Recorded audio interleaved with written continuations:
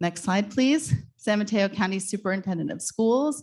I will say that it was 4 years ago, almost to the day, September 2018, when you came for our Thrive Leadership Circle luncheon. You met with the nonprofit executive directors and you made some commitments that day. The topic was actually how to better serve students on the margins through school district and CBO partnerships. And part of the thing that Nancy did was give practical advice on how to do that. And I remember sitting there and her saying, you know what, we love all our nonprofit partners, but we need to find a way to better organize this. And she had a vision for that. She made some commitments. Every time she would see me, she'd say, I haven't forgotten what I said. And she has really followed through with action on that vision from early on. And we've so appreciated it. And we're so honored to have you here today to welcome the group. Thanks, Nancy.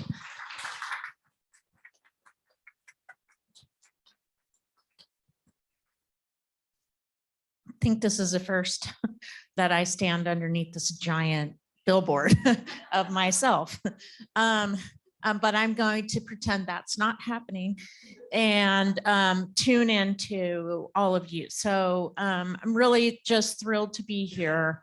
And I was newly elected county superintendent in 2018. So I was making promises everywhere. Just kidding. I do want to say that at that meeting, which I remember, it was kind of a hot seat that I was in. And at that time, we did not have positions at the County Office of Education in equity, social justice, inclusion, or expanded learning and community partnerships. And part of the reason you're all sitting here today is because we do now have those positions, and we have incredibly talented leaders, women of color, who are part of our organization making this happen. So I want to welcome and thank our Executive Director of Equity, Social Justice, and Inclusion, Nyambi Clay. And our recently new coordinator of expanded learning and community partnerships, Ruby Makara-Egg. Super talented. One other thing just about the county office, and then I'll make a quick comment about today and what the mission is. And then I know there's a wonderful group of students just around the corner. So thank goodness that I didn't have to follow them. At the County Office of Education, we have a set of core practices, and we started by thinking that they were core values. And then we kind of talked about what are values if you're not practicing them. So we changed the word and made them core practices. One of our core practices is called cultural humility. It is a particular perspective or approach to the way you live your life. And I want to just say that I entered this space today while knowing a lot of folks through various partnerships and relationships. I know very little about all that you bring to the space. And so I'm asking us all to enter into this work with a strong center of humility, because part of strong partnerships is understanding all that we don't know and understand, checking ourselves on assumptions that we make, and entering too quickly into focusing on, I want to get that thing accomplished, and skipping over all the foundational work it takes to get to that thing. One of the things that we want to do is develop partnerships, but partnerships really don't hold water or sustain themselves without relationship. So relationship is first. And if you can think back to maybe one of your most challenging relationships in your life personally, and try to think about what went wrong, right? And a lot of times it's that you really didn't share the same priorities or values, or you really weren't that interested in learning about that person. Like, this is really all about me. Like, I'm here to tell you my whole story and everything that I want from you, but not making space for what and who you are. And in this work, we sometimes jump over that too quickly, that relationship piece. And a huge part of relationship is being culturally humble and knowing, entering a space about what I don't know, and coming in as a listener instead of a talker, and learning about who I am trying to enter in space with. So that would be my advice about how to really build the work. And then finally, one thing that's really exciting is that the state of California in education is really, I think, driven by the pandemic, putting out lots and lots and lots of resources and money around whole child frameworks, that we know that we cannot just push one slice of our humanity forward, that when we move forward our children and help them develop into people, they have their social needs, their emotional needs, their health needs, their physical needs, their intellectual needs, and we have to embrace them all. So let's embrace our children in their full humanity and honor what they need from us in these systems and agencies and in this community to help them succeed and grow. So thank you for being here today. And I'm really excited to see our performance. So give it back to you, Georgia. Thank you so much, Nancy. And now we are thrilled to have Kirsten leading us in a grounding exercise. Hello. So we're going to do a really quick grounding exercise. Kirsten Sheddick is Thrive's Programs and Operations Manager. Just want to introduce you properly. So we're going to do a quick grounding exercise to just kind of ground us back into the present moment. So if it feels comfortable to you, I would invite you to close your eyes and take in a good, solid, deep breath. And as you breathe out and feel your feet on the floor, imagine big, strong roots growing out from the bottoms of your feet and into the ground, kind of penetrating through the floor, through the earth below the floor, down deep into the center of the earth. And as you breathe in again, good deep breath, imagine drawing energy up through the earth. So warm, healing energy being drawn up through your roots into your feet and traveling up through your body all the way to the top of your head. And breathe out slowly. And then do one more solid deep breath. Draw in that good energy. And breathe back out. Then you can open your eyes and kind of recenter yourself back into the room. All right, thank you. I'm going to hand it over to Ruby, who's going to introduce our student performance. Good morning, San Mateo County. Woo! We wanted to start this convening with a really important gesture of what centers our work together, and that's young people. So we also want to think about what it means to collaboratively build a world that doesn't yet exist. And when thinking about the problems that we face today, we already have the solutions. We can look to our youth for those innovative, creative solutions that are really grounded in culture, heritage, multilingualism, generational wisdom, strength, and resilience. As a very proud South City girl, under the direction of Martine Cruz Barajas, I present to you Ballet Folclórico Alma de Mexico of South City High School.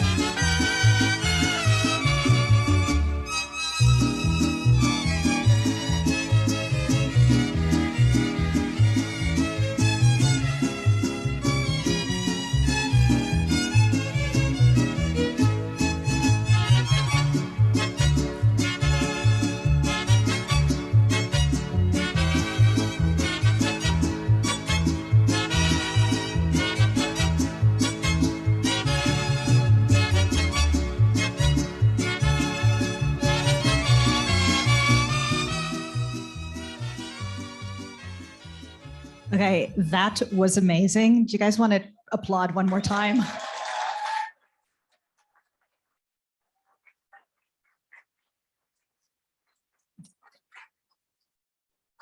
We're going to move the machetes out of the way. I feel like I'm totally taking one for the team by going right after that performance. That performance was amazing. And again, just a fantastic reminder of why we're here. And so I'm here to talk about who we are. We have, first of all, I'm Petra Sultan. I'm the Senior Director of Programs. You guys all know me because you've gotten so many emails from me. I apologize for that. Never applaud emails. But I wanted to talk a little bit about who's here, because when we've been talking about this generally since 2018, but very specifically, the planning team has been working on this for over 6 months. And you know, the first question always is kind of who's going to be in the room and will they show up? So thrilled that you're here and want to tell you a little bit about who you are. So like we said, we had over 150 registrants, and it's pretty amazing to see, but 47 different community-based organizations, 17 out of 23 school districts, and 25 other education stakeholders. So you can give yourselves a round of applause for showing up. You know, as Nancy said, this is a lot about relationship building. So thank you for being here. This next slide shows us a little bit about that survey that we asked you all to take if you're a community-based organization, so that we have a little bit more of a picture of what you all do. And as you can see, the social emotional development and academic skill building are really important. But we also have a lot of organizations that work with the arts, physical education, tutoring, mental health. And this, again, is just a snapshot of the people who did fill out your survey. If you haven't filled out the survey yet, it's not too late. We have a nice QR code over there. Please do fill it out, because we are trying to collect some actual data. On the next slide, you'll see the CBO, the spread of ages. So I'm not going to read it to you, because I know as educators, you all know how to read. But it's a complete spread. And then on the school district side, on the next slide, you'll see that we have lots of different levels of school district people in the room as well. The thing I really want to talk about, though, is kind of a little bit back to why we're here. So we asked the CBOs, what do you want school district and school staff to know? And we just pulled out a few quotes because they were really telling. Oh, sorry, one more new slide, school district staff roles for people who are here. So really a whole range.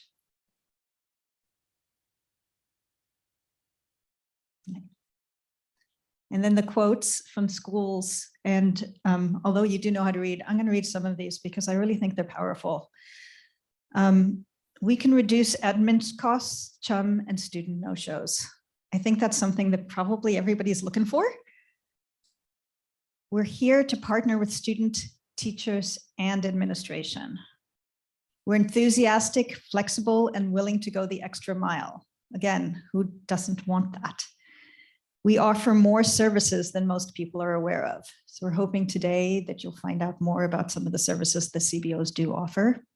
And we're an ally in connecting the broader community. Now we're going to actually talk about some examples of successful partnerships. And I will hand it back to Ruby. Oh, there she is. Thank you.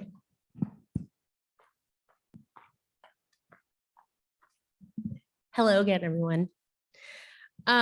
So I am really passionate about expanded learning and community partnerships, and that is my background. But I'm most passionate about it for its potential to dismantle and disrupt oppressive systems. I just really appreciate Martine Cruz Barajas' leadership in helping to sustain and to build a folklorico pathway. And one of the reasons why I really wanted to open this event with our young people is that it's actually a CTE pathway, right? So when we're thinking about partnerships, expanded learning, alternative programming, that really puts our communities at the center of our work in our classrooms, in our institutions, that's social justice and that's equity. And we can only do that together. The next group of folks that I'm going to introduce really exemplify that spirit of partnerships.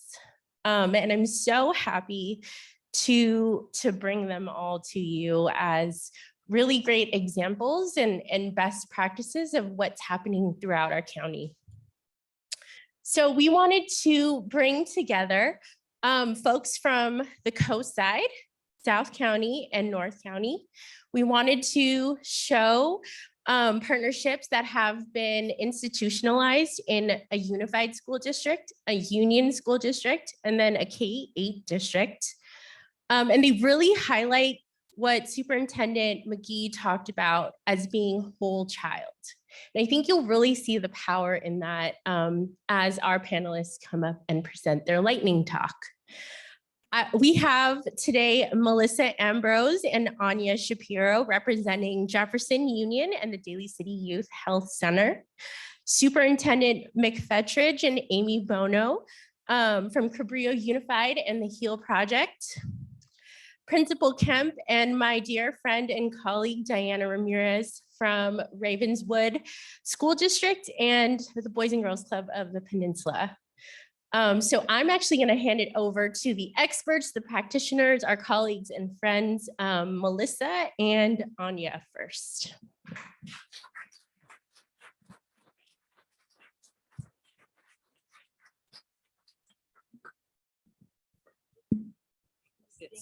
Deputy director's chairs. Good morning, everyone. My name is Annya, and I'm the executive director of the Daly City Youth Health Center. And I'm Melissa Ambrose, the wellness coordinator for Jefferson Union High School District and an advisory board member for the Daly City Youth Health Center as well. And we have been tasked with the impossible challenge of talking about our program within about 6 minutes. I'm going to fail, but I'm going to do my best. And I'm going to have to read at you because otherwise I will fail miserably. So apologize for that.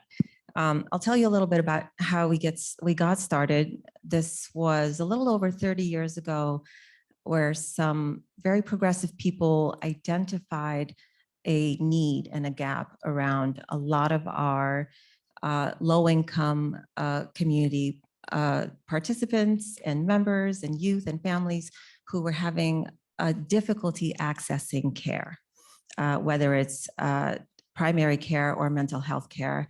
In general, they were disconnected and didn't have access. And we had really progressive board members who were open to trying something new. And a relationship developed between the Daly City Youth Health Center and the Jefferson Union High School District, and also invited the county to participate in that as well. And the intention behind this was to create a greater access and to get to our youth wherever we happen to be able to find them. And the rest is history. I came along a few years ago, right in the middle of the pandemic, and a lot of things changed in terms of our programming during the pandemic, largely because I think just around the world, a huge mental health need was identified in a new way. And also because we've had to grow our team and have had to start changing our services a little bit to adapt. I'm going to speak to the last few years in terms of describing our program. And in terms of the infrastructure that we needed to sustain and secure programming between us and the school district, our behavioral health program has grown from 6 clinicians pre-pandemic to 18 this year in order to meet the growing need. And we've expanded administrative staff to support our clinicians. And we've also brought in interns for social media and marketing and an intake coordinator to manage referrals between the center, the school wellness staff, the medical team, and the community providers. And we're constantly updating and refining systems to improve communication, documentation, referral flow, and partnership relationships. And I have standing a monthly meeting with our liaisons at the school district, as well as weekly meetings between the different programs within Daly City Youth Health Center. And as Nancy brilliantly stated earlier, unless you nurture these relationships, the partnership will not be successful. So a really important piece of having access in all of these different areas is connecting and building these relationships and constant communication, constantly asking for feedback, responding to the feedback, and being able to flexibly move with whatever changes are required. And Melissa has been a very important part of that for our relationship. She's representing the wellness programming within the Jefferson Union High School District. And she and I have had to really build our own relationship and figure out new systems in order to make sure that everything is running smoothly. So I am deeply appreciative of Melissa in helping us and actually also supporting the center for many, many years. How many years have you been on the board? Many, sorry, she's young. To adjust to pandemic barriers, and what will now become our new permanent hybrid model, because we're going to do what makes sense for our clients. We've purchased a bunch of tech equipment and therapy supplies to give to our clients for virtual services. We've subscribed to services to help us track outcomes and streamline documentation. And we've ensured that all documents and service provision can be accessed remotely. So we've created web-based clinical manuals, web-based resources, and calendars for things like room reservations, Zoom accounts, office hours, and our therapist day-to-day things, so that everything can be done from home, from the community, from schools, and from the center. And it's all in one central place. In terms of our challenges or barriers, I know that this is not new to many of you, most of you probably. One of our biggest challenges has been supporting the mental health needs of students who have private insurance like Kaiser and our non-Medi-Cal. We're largely funded through Medi-Cal contracts. And so what we've done is made an effort to fundraise to provide pro bono services for those kiddos, and the school district met us with additional funds for those services as well, so that we don't have to turn anyone away. This is not news to anyone as well, the workforce shortage that's impacted by insufficient pay and rising housing costs has hit us just like everybody else. One thing that's been hugely helpful within our school district is the new building of staff housing, and our staff are able to access this housing at half market rate. It's been tremendously helpful in terms of recruiting and retaining staff. And another unique issue that's come up for us that's been challenging is our unique status as a part of the school district, but also kind of a standalone center, also in partnership with the county, but sort of separate. It's been really confusing for funders. It's also presenting a challenge at times when we don't quite qualify for funding that's restricted to 501c3s. We operate exactly like a nonprofit, but sort of not a nonprofit because we're part of the school district. So it's been a bit of a challenge. And lastly, and I'll try to be brief, I'll speak to the outcomes and how the center school partnership has impacted the youth and families in our community. Our primary, and I'll kind of separate it out by program, our primary health team, which is comprised of doctors, nurse practitioners, LVNs, has served 1,360 unduplicated patients last year.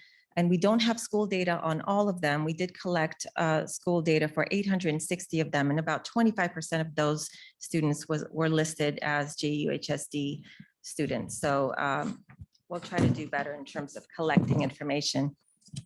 For our behavioral health program, which has doubled, doubled last year, it served 210 clients, the majority of which were BIPOC, and about 56% of our 18 and under clients were seen directly on campus, the rest of which were seen in clinic, in the community, or in their homes, because we'll get them anywhere we can. And one of our main goals in our behavioral health program has been to increase family involvement in treatment. And we successfully engaged 94 unduplicated families in regular treatment. And from that, what we've observed is a lot of requests for younger siblings to also be served because our primary population has been 12 through 26. And with a combination of rising need in our local elementary schools, what we ended up actually doing is expanding our behavioral health services to also cover Jefferson Elementary School District and Pacifica School District. So we are really wanting to wrap the whole family, and this is how we're doing it. Our outcomes were astounding. I don't have time to talk about the outcomes measures that we're using, but I'm happy to answer questions later on if anybody has them. But out of, just as an example, out of the last 100 clients that we served, 77.5% of them achieved reliable or clinically significant change in their overall well-being. This is well above the national average of client success in therapy, which is about 50%. And I really credit this impressive success numbers in reflecting the high-level training and in vivo supervision that our clinicians receive during their intensive family training seminar, where each of our clinicians take part in this one-way mirror-based training every week throughout the year, well, almost every week. In terms of our substance use prevention programming, last year, just between December and May, our brief intervention alternatives to suspension program resulted in 26 prevented suspensions, and 86% of those 26 students reported feeling confident in their readiness to change their substance use. Another aspect of that programming is the Be the Change Youth Coalition, which consists of 32 high school students, and they implemented youth-led civic engagement and prevention strategies within JUHSD. These include youth-led research and policy advocacy, social media health education campaign, the It's Always Something podcast, our annual Youth and Family Summit, which is entirely youth planned and led, and the health education presentations, which are offered in health classes within JUHSD, PSD, and JESD. In our health education component of our program, which is our play team, they've reached 1,200 students with our sex education curriculum. They've recruited and trained 70 peer health advocates and educators across JUHSD. And those they're part of our sex ed squad is the name. And the sex ed squad members distributed over 15,000 condoms to youth within the last year. And I probably am over time, but I'll leave you with these final quotes. In October, we received an anonymous postcard from a former student who was involved in our sex education curriculum. And they wrote, "I just graduated from high school and I just wanted to write and say thank you for all of the sex ed programs you did for us in JUHSD. Recently, I used what I learned in your workshops to help a friend in a harmful relationship that may have been grooming. Without you all, I wouldn't have known what to do. Keep it up. Your work is so important." Another quote, a client said to her clinician last year, "I look forward to our sessions all week. And thanks to you, my mom and I are getting along better than ever. This therapy stuff is pretty cool."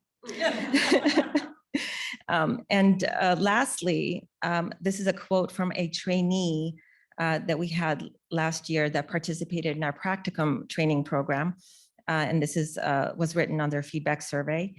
"This program is a shining example of a community program that is a well-oiled machine and doing real, concrete, positive, and transformative work.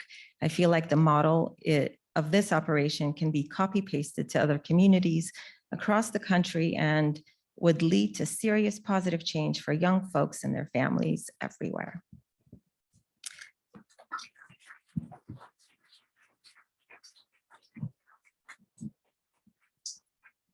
Thank you, Melissa and Annya. Next up, we have Superintendent McFetridge and Amy Bono representing the coast side to talk about environmental education. Sit here. Oh. Are they both on? Hi. God bless all of you. And Amy, I told Amy I would introduce for about 60 seconds and she's going to give me a sharp elbow or a shepherd's crook if I don't do it. Look, every superintendent and every board come up with a governance team and they do these goals. And I always call this a values clarification exercise, particularly in the community when it gets hot, when we have different goals, we have different values and we fight. But the thing that we came to, I got to stand. The thing that we came to when we talked with my board 3 years ago that I said to them is it's academic improvement, it's a focus on equity, and it's sustainability. For us, we were in budget crisis. That was operational sustainability. That was financial sustainability. But for me, having come from a superintendent in across the East Bay where green ribbon work was important, sustainability was environmental sustainability. I looked across our parking lot and there was Amy Bono with the Hill Project, and she was doing gardening education at 2 of our schools. Last year, we wrote in our local control accountability plan that we should have garden education on every elementary school. And so this is the power of partnership. If we have a values clarification moment, if we believe in sustainability, we need young people to learn about the world, gardens on their campuses, where their food comes from. Amy and her group do that. So I'll leave it to her to explain. Hi, just yay, Sean. So 17 years ago, the HEAL Project started as at a single school site with some local parents, community members, and nutritionists who were worried about childhood obesity. So they installed a garden at the largest of the elementary schools, and we've been there ever since. We became a 501c3 12 years ago when we partnered with the health department for the San Mateo County School Farm, but that's a different branch of what we do. We're a small but mighty nonprofit. So in the Cabrillo district, we had 2 of the elementary schools that wanted this garden programming. It's 26 weeks of 1 hour a week. The teachers love it because we break each class into 2 sections. So the teachers get 1 hour a week of small group education, and then we take the kids out to the garden for 1 hour a week. We do 2nd and 3rd grades, and it was funded by the PTOs, which, as everybody in this room knows, have a lot of demands on their dollars. So when Sean became superintendent and started talking about equity to have this program throughout all of the elementary schools, I was like, I can't negotiate with 4 PTOs and reintroduce myself every year and defend why this is important work. So when we first started, there was a huge increase in science test scores because there wasn't a whole lot of additional inputs of science at the elementary level. That's since changed across all of the elementary schools in the district, but it was a great underline of why this is important. And just for reference, HEAL stands for Health, Environment, Agricultural Literacy. And we touch on a wide variety of science, garden-based education. It's not strictly, it also has a lot of nutrition education in it. And the kids who have participated in the program can also do work at the local farmers market. On weekends, we have a farmers market in Half Moon Bay, and the kids who have graduated from the program help our farmers sell produce, and they get to do some soft skills. They get to talk to the public about their favorite, why the kale's so awesome, and why, their favorite recipe, and all the things they learned in the IGP program, which is Intensive Garden Program, our shorthand for the elementary school.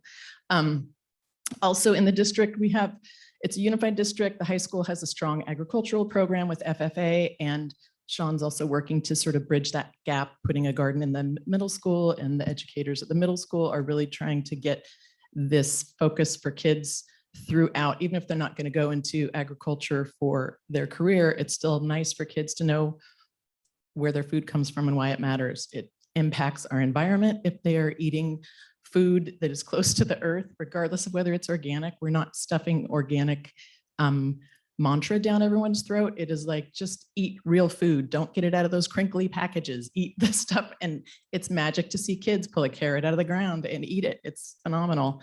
I could keep talking for ages. So I want to talk, this is a program that we would like to think is reproducible. Like was mentioned earlier, staffing is an issue. That was my big challenge when we switched to 4 schools because we had to staff them.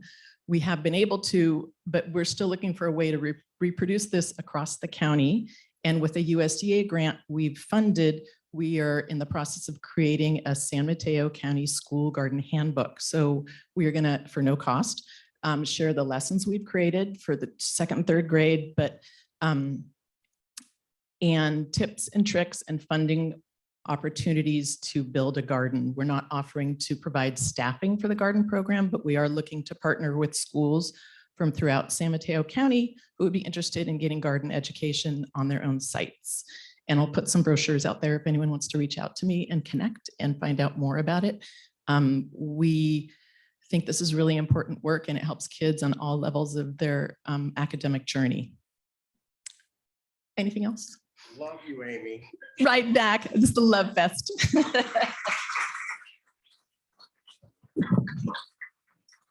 Thank you so much. And last but not least, we have Diana Ramirez and Principal Kemp.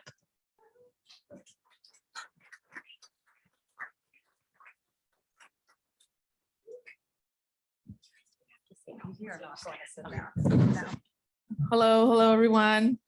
My name is Diana Ramirez. I'm the Director of Middle School Program Strategy for the Boys and Girls Clubs of the Peninsula. I'm Amanda Kemp. I am the principal of Cesar Chavez Ravenswood Middle School in East Palo Alto. Can we pause everybody for a minute? You all been sitting for a long time. Stand up, give 5 people high fives, and then we'll know you're ready when you sit back down.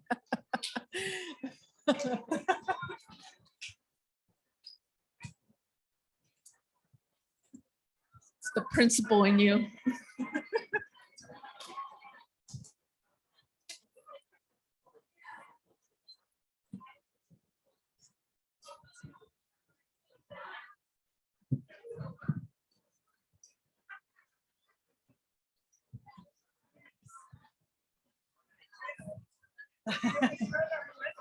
All right, we'll be ready to begin in 5. We'll be ready to begin in 4. Now we'll finish our last thoughts and you can have a seat because we'll start in 3, 2, and 1. Yay, everybody. Thank you so much. Very well. So we're going to talk a little bit about how our partnership sort of evolved with Ravenswood. We actually started, Boys and Girls Clubs of the Peninsula started in Ravenswood a little over 20 years ago. Although Boys and Girls Clubs of the Peninsula has been around since 1958. We didn't know that. And as of now, we are now serving youth in the communities down from South County all the way up North County, Daly City, South San Francisco as well. As it pertains to Ravenswood, in over 20 years ago, that was a very important time for us because it was the first time we actually were bringing in our programs, our youth development programs into schools, right? And since then, we now operate within schools all over now the San Mateo County. Fast forward in 2018, Amanda and I had a chance to work together. I was a director of the Boys and Girls Clubs program there. It was a K-7 program at the time because the district was phasing out the middle schools to then create this comprehensive middle school the following year. And we just had a great relationship. Amanda already was very familiar with Boys and Girls Club. Previously, she'd worked at another middle school within East Palo Alto. Yay, McNair. McNair. And instantly was able to learn about all the sort of academic support programs that we were offering, the enrichment learning opportunities our students would get access to. And part of our relationship there evolved that, you know, Amanda had a clear understanding of what our sweet spot was, what we did. And she was confident and trusted that we were going to follow through with what we said we were going to do. And then I guess towards the end of that school year, 2019 in the spring, Amanda finds out she's going to be leading the comprehensive middle school. It's Cesar Chavez Ravenswood Middle School in East Palo Alto, and made a request to my CEO, Peter Forenbaugh, that if I can come along with her and open up a Boys and Girls Club there at that site. So that's kind of where our relationship, and when we talk about, I think that's been a common theme here, a trusting relationship. It's also about the working relationship we've developed. I don't know if she appreciated that or not, but I was really grateful that she came over with me. So yeah, we do understand. I actually have multiple partners in this room, and I'm very grateful for what they all do. And one of the things that we had to do as a school site was to actually evaluate our real needs. Partners come at us all the time, and I'm like, I don't know. Okay, sure, come on down. I don't know, come on down. And then it was too much. And so when I understood the sweet spot of our needs and our partners that are actually in this room, every single one of our partners meets kids with academics, and then everyone has a specialty because our needs are academics and then the rest of our whole child. There's a lot of needs through trauma and everything that I'm jumping ahead. This is why we have a script. Okay. We're both storytellers. We're both storytellers big time. So we're like, no, don't tell a story. So yes, it was all about us just building our trust with one another. Once I trust you, I give you a lot. So that's just kind of part of my leadership as well. And then I might give you too much because I've trusted you. And then you're like, hey, Kemp, you want to come back? So kind of in the equity work line, we are preparing our kids for a future that doesn't exist. And so why are we limiting them to what we think our future is going to be? And so that's part of what we try to do. So we've opened up all of our, through lots of help from our foundation, but lots of partnering, all of our electives. We have added in the SCTE and making sure our kids have opportunities. I don't know if any of you know middle schoolers, but they got opinions.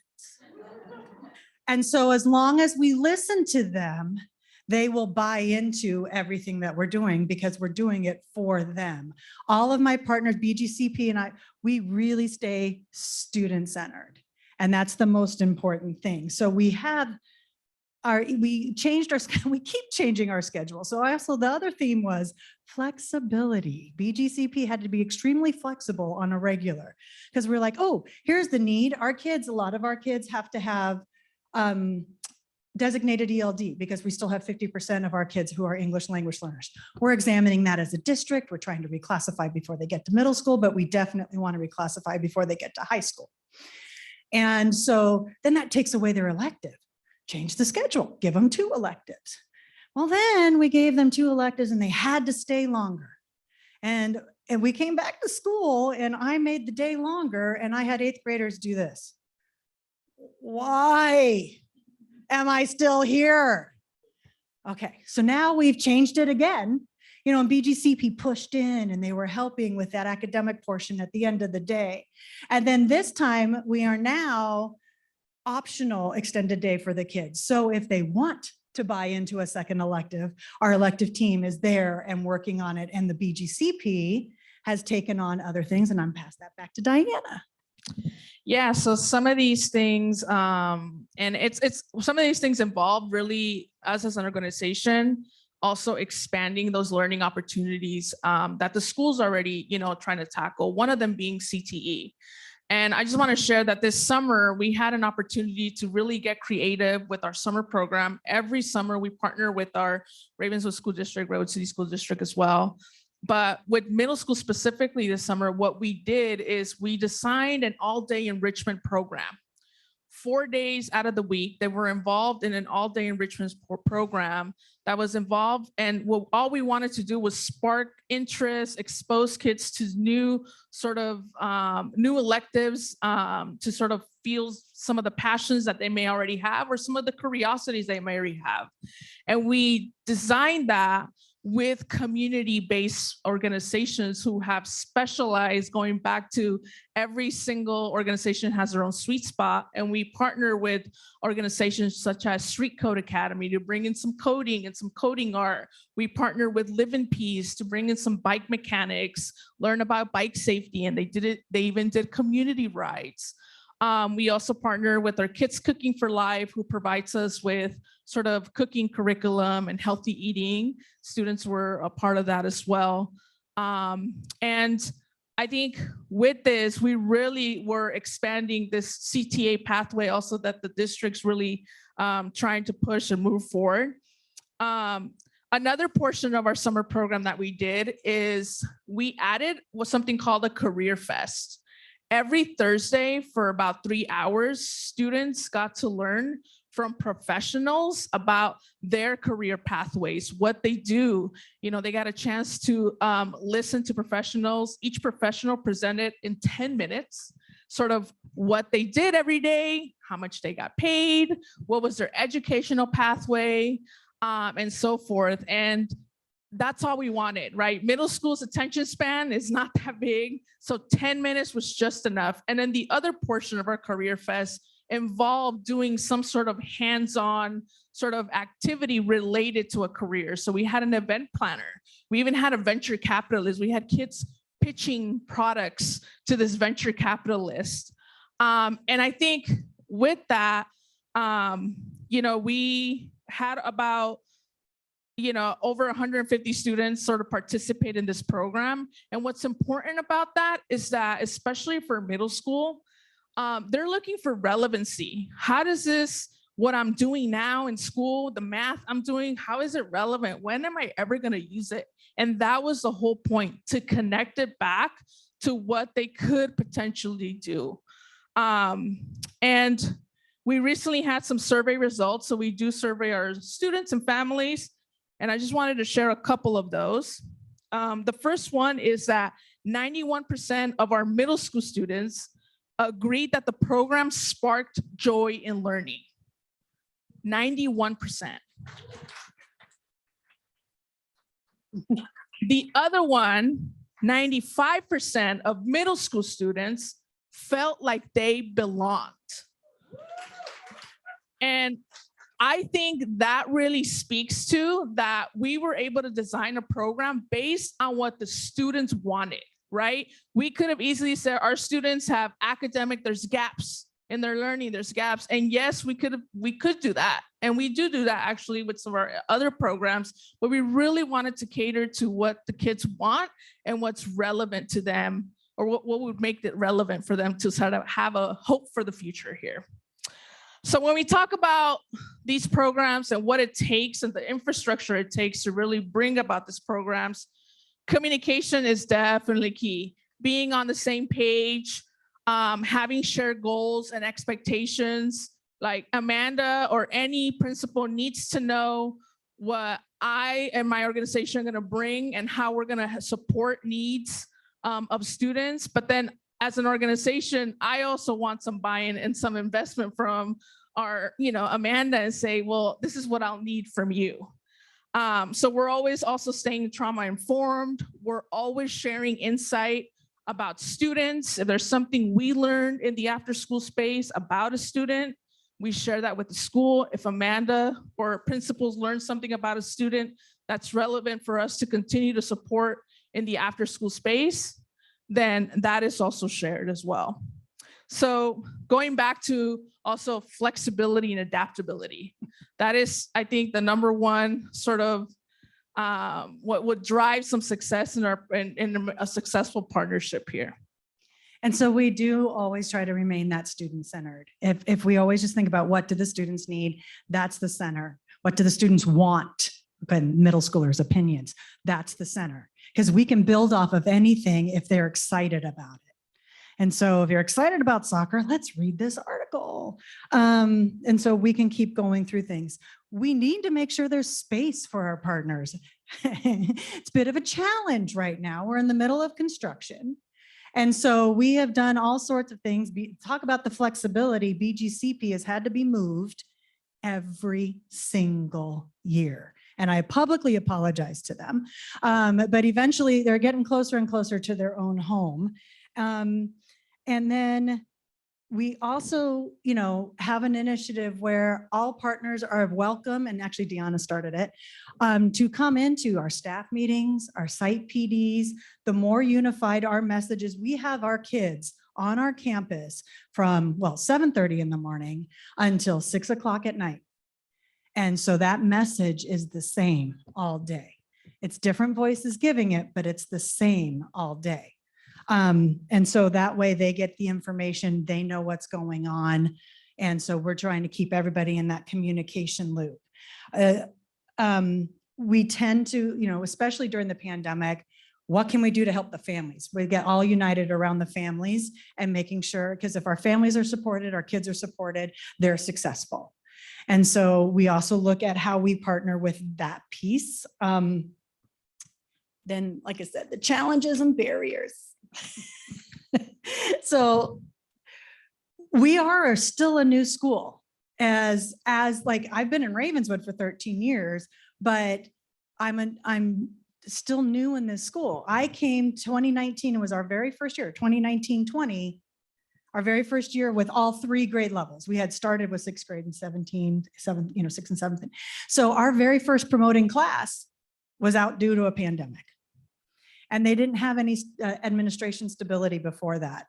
And then we were out for another year. So our very first year as a school with all 3 grade levels making it for an entire year on a campus was last year. So we're still constantly reflecting on our culture. What else do we need to do? Oop, we got to fix that. Oh, okay, let's do that. Hey, BGCP, what do you got for this part? And so we're really being collaborative about how we're expanding and building our culture and bringing in my 3 partners and making sure that we're doing all of that. And then we're just constantly still assessing student outcomes. How's our culture growing? How are our kids adapting to that culture? Because we want this to be successful. And then, we're going to have an amazing school in 2024, but it's 2022. And so we're constantly, like I said, with the construction, hey, it's a nice welcome campus. You can't park here. You can go park at the street or on the church or whatever, so there's just different pieces that we always have to navigate around right now. So that's always a fun little bit, but we're going to get there. It's going to be amazing when it's done. I would add a couple more challenges. A couple of challenges we encounter definitely is connecting our most disengaged students into our programs, right? Whenever we ask, we're constantly actually we constantly have an open enrollment all year at all of our school sites. And we tend to get referrals for the most disengaged students. And as my sort of supervisor here says, Dr. Jose always says, those who need the most get the most, right? And that's part of providing sort of equitable access to programming. But disengaged students, you really have to be really tactful, I think, how you cater to them, really flexible, and starting out really light and nurturing that relationship first to then start slowly connecting them into getting them on track with their academics or even getting them to participate in any sort of programming. The other challenge is sort of this new normal after COVID, right? We're constantly trying to assess, right, where we can definitely support, especially in the academic worlds, but then still, I think we talk about needs and what students need, but we also need to acknowledge that our students have strengths. And how are we still sort of nurturing those strengths with our students, with our programs? And the way we do that, and it's part of our vision, is that all youth grow up and are fueled by their passions, talents, and their love of learning. We want that to continue despite of what this new normal is. And this new normal is requiring a little bit more TLC, right? A lot of social emotional sort of investment in building some of these skills. We've also seen, I think, out of this, mental health become, sort of a barrier to students learning. So we're constantly adapting to that as well. And so, we're going to be done now. So thank you very much. Have a great day.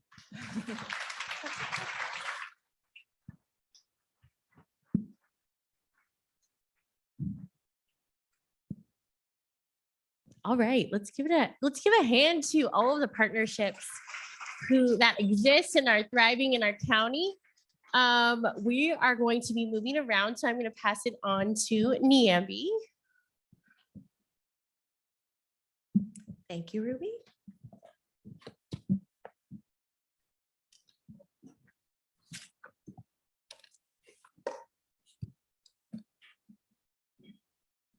So you guys have heard a lot of great things about really successful partnerships, and we wanted to give you all a chance to actually talk amongst yourselves. There's a lot of energy in the room when you guys are up talking, and so we thought we would give you an opportunity to kind of split up into both grade level and region areas to talk about your successes and what you're doing. One of the goals of the County Office of Ed is to help spread those programs, those successes, those things that you're doing, those stories. And so we really want to take some time to allow you all to talk amongst yourselves about it, but to also capture it for us so that then we can share it back out with you.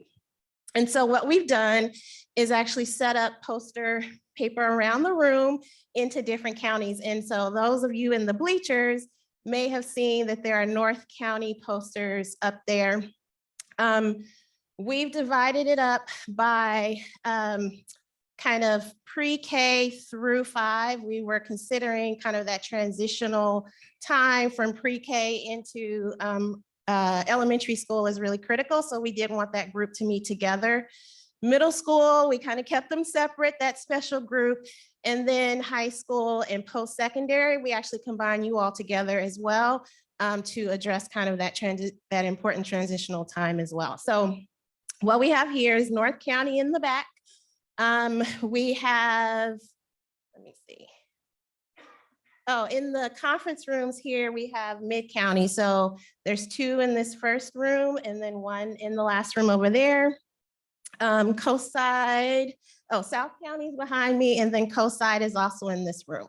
So 1 back there, over there. So we offer this opportunity. If you serve more than 1 region, please choose a region. Some of you have more than 1 person from your organization here, so you can split up as well to have those conversations. You will find Post-its next to all of those posters. So please, please, please write down those successes. We do want to capture them. Also, do not forget to write your district as well as your organization. So I know there's never enough time, but we will have time over lunch for those who can stay. And it's actually getting set up now. So I'm going to move us along. So as you saw earlier, and I'll just talk as people kind of find their way to their seats so we can keep us going. There's so much diversity in what our community can offer. Our schools, our after-school programs, our in-school programs, our health services programs. There's just so much here in our county. Next, we thought it'd be helpful just to highlight 3 programs. Honestly, it was so hard to make decisions about that. But we wanted to showcase just this diversity of services. So we're going to invite 3 of our partners up, one at a time again, to share just a little bit about their programming and what they have going on as we move forward. So first, to kick us off, I'd like to start with Anthony Thomas. Woo! Anthony is joining us as the manager of Youth and Family Initiatives from Peninsula Conflict Resolution. Thank you so much. Well, thank you. So I want to first just do a quick assessment. And if you can just close your eyes. Okay, now point to the sky with your eyes closed, keep them closed. Point to the sky, point to the sky. Now, keep your eyes closed and point to yourself. Point to yourself. All right, open your eyes, keep your fingers there, keep your fingers there. I like to do that because typically people who do this work generally point here, generally. The heart area, the heart space. If you happen to point here, that's fine too. Some of us live in our head space. But for this mere moment, just bring yourself down into your heart space. And I say that because something that Nancy Magee mentioned about cultural humility, like landed really, really, really well for me. And I have to tell you that what drives kind of this theme for myself is really leaning into my heart space as I do this work. I'm in my heart space right now, and I'm genuinely speaking my truth. And that is, I work for PCRC. Prior to working with PCRC, Peninsula Conflict Resolution Center, I actually come from the schools. I was a special ed teacher, I was a dean, I was a vice principal, all things in the school building, I did it. I lived it, I breathed it. I was even a student once upon a time. The work that you all are doing really matters. It really, really matters. The work that we do at PCRC, it really matters. One of the things that we are known for is definitely being called to support when there is a conflict, particularly on a school campus. Help, we need help mediating this situation. Everyone knows that we're really good at that. We get that call often, be it neighborhood-based, community-based, workplace-based, school-based. One thing I'm trying to push as the manager of youth and family programs is how do we get ahead of the conflict? When we go into these situations and we help different teams navigate conflict, we typically get there. But the question we ask every team is, well, how do we keep this from happening again? Why did this happen? How did this happen? Does the environment help or hurt this situation? What are we doing and maybe not doing to actually encourage some of these behaviors that are bubbling up into conflict? How are you fostering healthy, authentic relationships with your students? Have you assessed your classroom culture? Have you assessed your school culture? How are you? Are you well? Prior to stepping into your classroom and impacting lives, are you checking in with yourself? All of these questions, all of these topics matter. And we really have to take the time to start investing in the preventative work because it is exhausting and it doesn't feel good stepping into the fire. It feels better getting ahead of it. So as the manager of youth and family programs, I beg of you to please reach out to us and ask for help so that we can get into these schools and genuinely help assess where you are, where you want to be, and genuinely be thoughtful about all of the stakeholders involved, primarily the students. I have to tell you, as a man of color, it has been entirely too easy to fail. I should not be here. Somehow I made it. And I will let you know that I come from Rhode Island, and I was surrounded by a community of people who said, you can do it, and I see you. So I please beg of you to please, please, please reach out and know that we want to partner with you before there's conflict. That's where the real work happens. And that's how we build sustainability. Call us, email us, or just speak to me so that we can definitely push our students kind of beyond even what they expect to become. And I think that's all I've got to say. Thank you. Thank you. Well, I don't know how to follow that. Thank you so much. And I do want to also share that we will be sharing out the contact list from today. So if you do not want your contact information shared, please let one of the team that has been presenting today know so that we can take that off of there. Next, we have, make sure I'm going through my list right. Next, we have Jasmine Sanders, the COO, I'm giving you an extra bit there, of Street Code Academy. Thank you so much. We also have Kyle Carter here, who's on our partnerships team at Street Code Academy. Are we gonna sit? Okay, I guess we're gonna sit. So I'm gonna talk a little bit about who Street Code Academy is, and then Kyle's gonna talk some more about partners and how we look to partner with most likely all of you here. So Street Code Academy was founded in 2014. Our focus is really building the bridge from communities of color to innovation opportunities. And those communities include the entire community. So when we say we serve whole families, we really do serve the entire family. So we start as young as age 4, providing opportunities to engage in tech in a relevant way to the whole family, you know, the parent, the grandparents, everyone is included. And so we do that by building mindset, we build skills, and then we provide access to people and various resources. So one of the resources that we offer is our Level Up program. which is a 1-year free rental for a laptop for anyone, no strings attached, really easy to get. That started in 2020 with the pandemic. And I think we all know that there was a huge gap. And we're looking to fill that. Sorry, I need some water. So sorry, y'all. I am 3 weeks post-COVID and haven't been 100% since. Okay. Sorry, I just cannot catch my breath. One sec.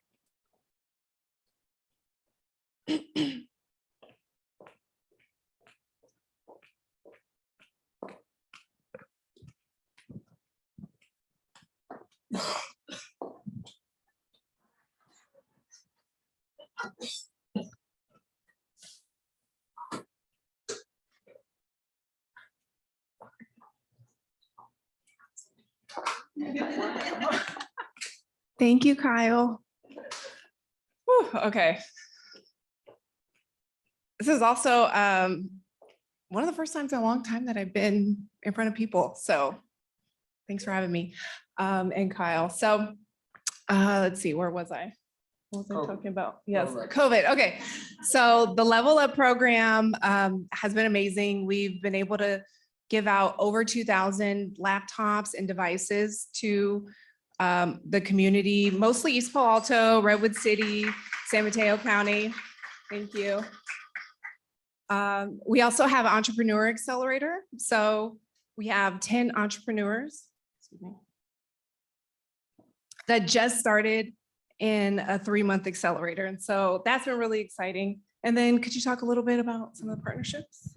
Yes, so like Jasmine said, my name is Kyle Carter. Born and raised in East Palo Alto, went to East Side and eventually the University of San Diego. Found myself at Street Code in 2018, so right before the pandemic. And the partnerships team, as Jasmine said, really focuses on access. So one of the things I tell myself is it's my job to be the Robin Hood of opportunities.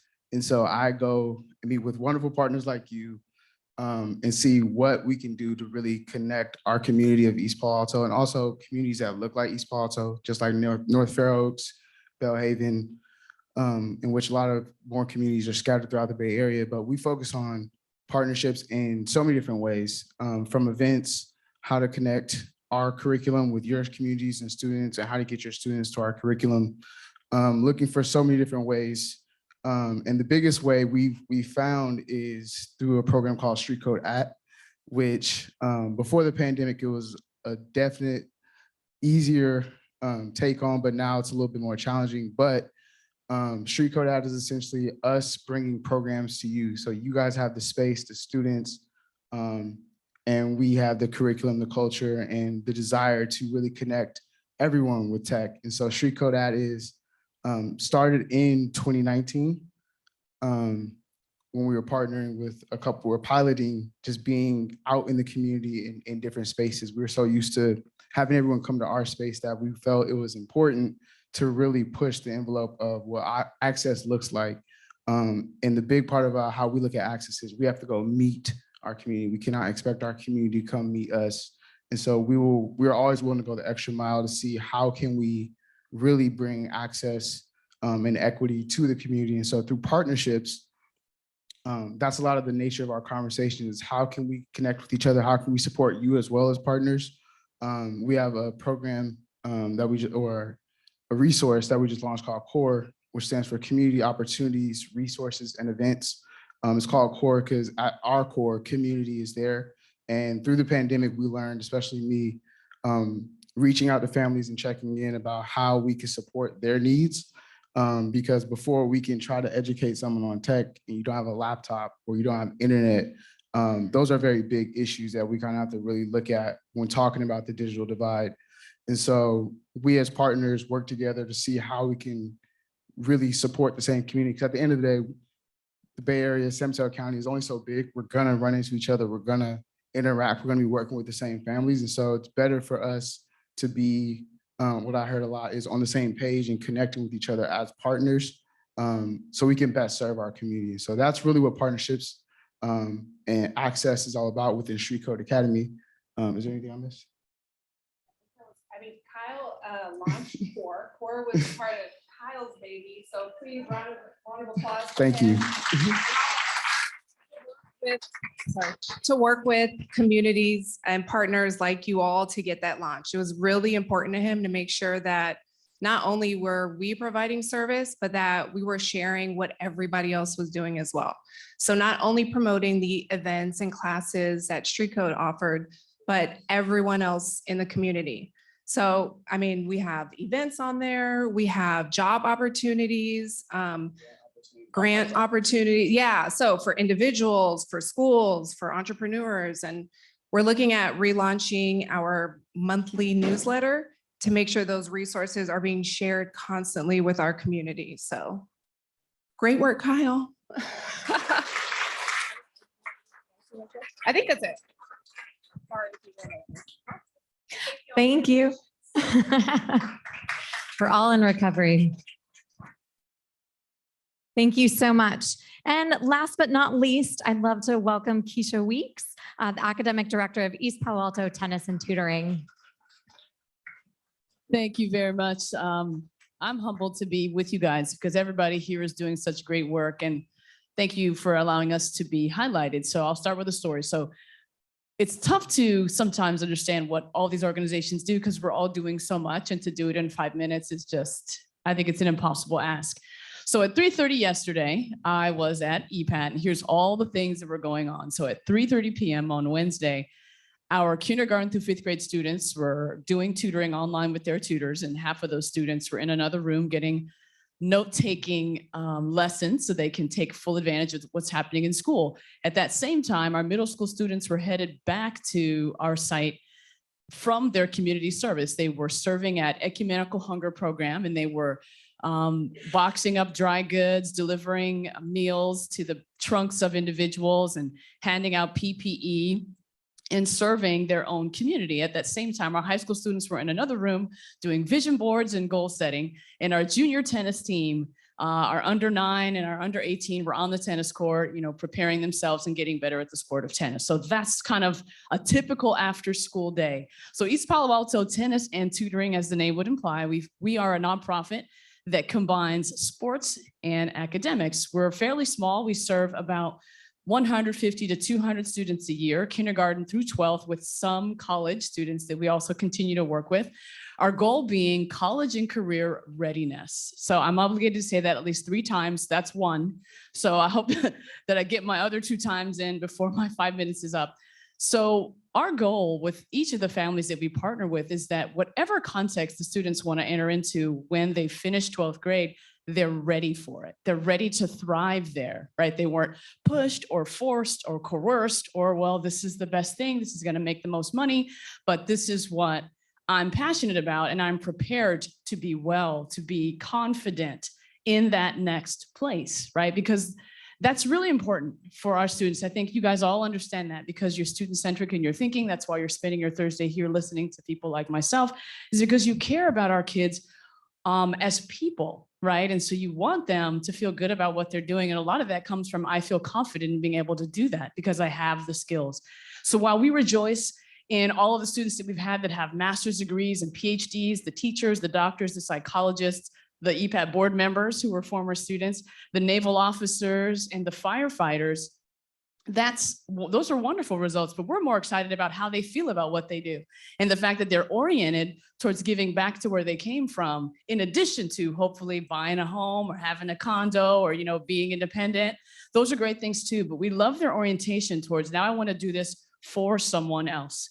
So that's a big part of what we do. And that's why I wanted to give you a typical day. I think for us, small victories happen before those great results. So every day we're looking to see if our students are reading better. Are they doing math better? Are they communicating better? Are they writing better? We're constantly dialing into those details because all of the small victories are what become those outcomes that we talk about. So at EPAT, we really dial into those deeply. In terms of our journey, when it comes to partnerships and collaboration with school districts and with other CBOs, we've had an interesting journey ourselves. We started as a community-based organization in East Palo Alto 35 years ago. We were tennis only. Then we added tutoring. Then we built the only tennis courts in the city behind one of the schools. Then we moved to Stanford University. So we were on a university campus for 20 plus years, which was a very different model. And we were actually able to inspire other organizations across the United States to pursue CBO university partnerships and what that looks like. And we had a chance to like vet that out and give that a shot. Then the pandemic, yay us. It was fantastic. And we were jettisoned from the university right back to the community where we started. And it was a fantastic journey. And we learned a lot, which is what's launched us into our next phase, where our community partnerships have become way more focused and intentional around what we saw in the pandemic. So those of you engaged in education already know what was going on pre-2020. But what changed was everybody else knows too now. It's not a secret, right? So moms and dads were at home going, wait, what? Wait, what's happening? You don't know. Wait, now, hold on a minute, right? So the exposure, so there was already inequity, right? We knew that. There was already an achievement gap. We knew that, but everybody didn't know that. And having the nation and the world focused on this topic gave us an opportunity to address it. And so as an organization, we had the chance, like a lot of other CBOs, to do learning hubs, right? Where students came and spent the full day, right? Doing their online learning. And in California, here in the district we serve, we did that for a year, you know? And so we had up close personal access to student struggles and family struggles. And what we thought of was like, okay, how are teachers going to respond to this when they've got to pick up where we left off in 2020 and fix what just happened for the last 2 years? Like, who can do that by themselves? Such a heavy lift. What an ask of our educators. So we said, well, we've spent 35 years perfecting this craft called tutoring. How can we bring that to bear? So when we started doing our research, all this access to the university gave us great opportunities to learn from academe and then figure out how to implement that on the street level. So we said, let's bring high quality in-school tutoring to any schools that will have us, because we would like to combine, see, the opportunity for tutoring is fantastic, one-on-one. So whatever a student's needs are can be addressed by an individual who's trained to meet them. So we can combine what we've learned with what the teachers and the educators who are trained to do their job are doing to hopefully maximize and accelerate a student's opportunity to gain ground, because we're in a desperate situation. So that requires coordination. You don't just walk into a school and go, hey, can we come and offer our services to you guys, right? That requires relationship.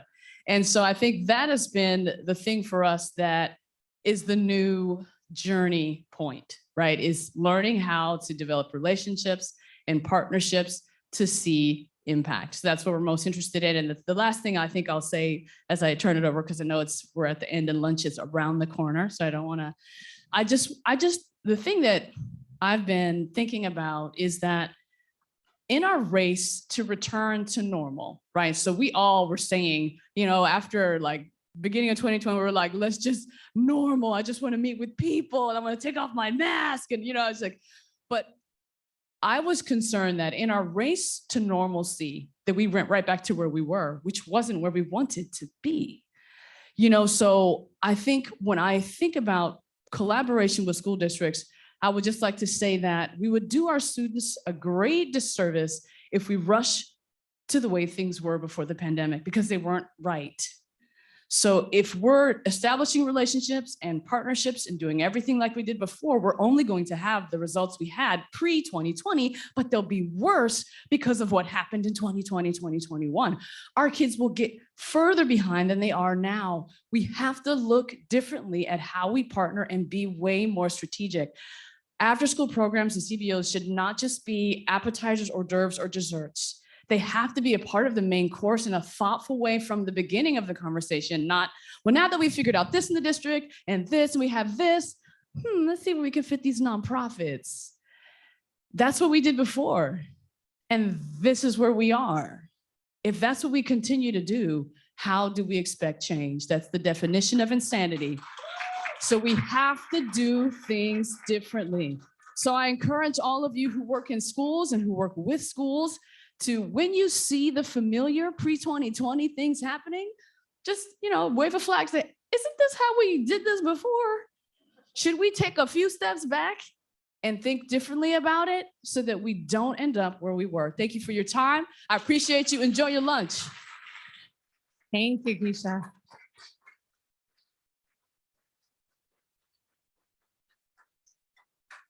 I'm going to just pause and let everybody soak all of that in.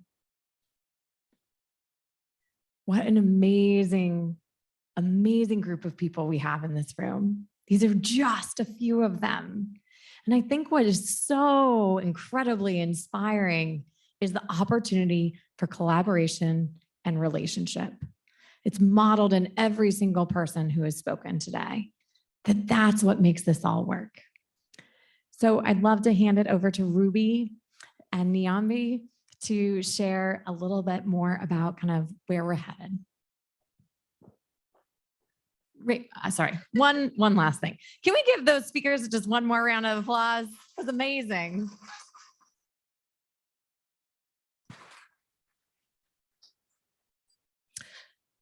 So we wanted to kind of wrap up today with what we call a call to action. I don't know what ended up on the slide, but I'll talk a little bit first. We don't want this to be kind of a one-time thing. We really want this to kind of seed and energize you guys to continue to develop your relationships. They say in real estate, location, location, location. Today, we've heard relationships, relationships, relationships. And so we really, really, really want you to take this opportunity to continue to develop those relationships. We also want to have more events for you guys, but we haven't decided on what exactly that will look like. And so we are also looking to you to help us understand what will be most helpful for you going forward. And so that is another call for you guys. You'll have a survey to complete also, so you can put your ideas in the survey, but you can also reach out to Ruby or myself if you have any ideas on how we can further support and develop this network. And then I lost my last thought, but I'll come back to it. So I'll hand it to Ruby for a second. There's also many funding streams that are current that can help to solidify and institutionalize these partnerships, right? So I just want to call that out as an elephant, because the County Office of Ed is here to help support that partnership, especially in different funding streams that come down from the state through our office, right? So K-12 Strong Workforce, ELOP, ACES, 21st Century. We now have the County of San Mateo summer enrichment funding. So there's a lot to go around for everybody. And we can help support community-based organizations and districts fully leverage the resources. Thank you. That reminded me of my last thing. And so also we are here to support at the county office.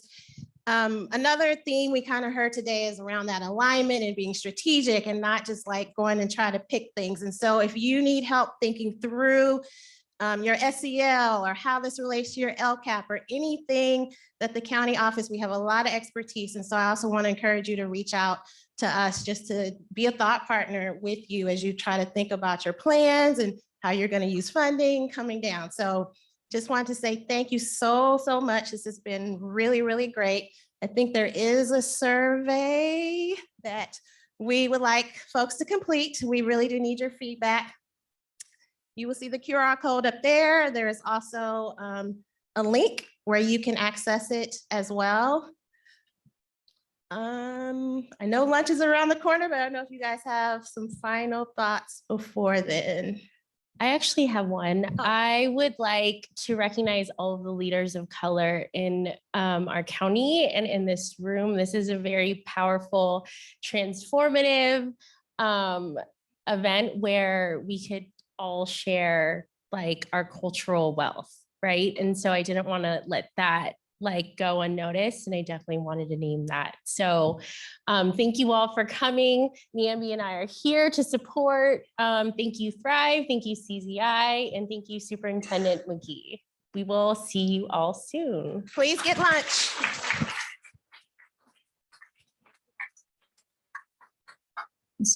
So I want to do just one more thank you because we have a lot of thank yous, but Ruby and Ambi have been such amazing partners, and well, go ahead and clap for them first.